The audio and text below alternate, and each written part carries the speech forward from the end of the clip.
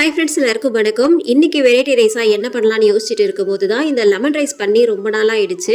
Clean பண்ணுறவங்களும் வந்து நல்லா க்ளீன்லாம் பண்ணிவிட்டு அதுக்கப்புறமா கீழே கொட்டி கிடந்த லெமனே எடுத்து கொடுத்துட்டு போனாங்க. நான் பார்க்கும்போது சுத்தமாக தெரியல. ஏன்னா 2 மாதமாக க்ளீன் பண்ணாமல் இந்த லெமன் செடியில் இருக்கிற இலையெல்லாம் கொட்டி அது ஃபுல்லாக மறைஞ்சு போயிருந்தது. ஒரு லெமன் கூட கண்ணுக்கும் தெரியல. மரத்துலேயே பார்த்தீங்கன்னா வெறும் காயாக தான் இருந்தது.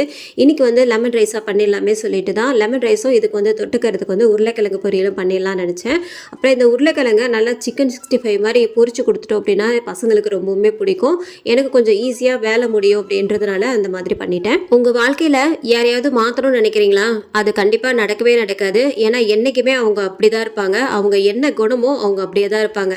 அந்த நேரம் வேணால் உங்களுக்கு மாறுற மாதிரி தெரியலாம். அது வந்து வெறும் நடிப்பு மட்டும்தான், நடிப்பாக தான் மட்டும் இருக்கும். மற்றபடி வந்து அவங்களோட குணத்தை என்றைக்குமே மாற்ற முடியாது. மற்றவங்களை வந்து நான் மாற்ற போகிறேன், அவங்கள திருத்த போகிறேன் அப்படின்றத விட்டுட்டு நம்மளோட வேலை என்ன, நம்ம வந்துட்டு இந்த உலகத்துக்கு எதுக்காக வந்தோம் அப்படின்றத வந்துட்டு பார்க்கணும். வேணும்னா நம்ம மட்டும் ஒன்று பண்ணலாம், நம்மளை வந்துட்டு நம்ம திருத்திக்க முடியும் இல்லையா?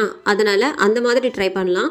அதை விட்டுட்டு நான் இவங்களை மாற்ற போகிறேன், அவங்கள மாற்ற போகிறேன்னு ரொம்ப ரிஸ்க் எடுத்துகிட்டு தெரிய வேண்டாம். ஏன்னா வந்து அவங்கள மாற்றணும் அப்படின்றது வந்துட்டு ரொம்பவுமே கஷ்டம். இது வரைக்கும் நான் பேசுனது உங்களுக்கு பிடிச்சிருந்ததுன்னா ஏற்றுக்கலாம், இல்லைன்னா ஸ்கிப் பண்ணிடலாம்.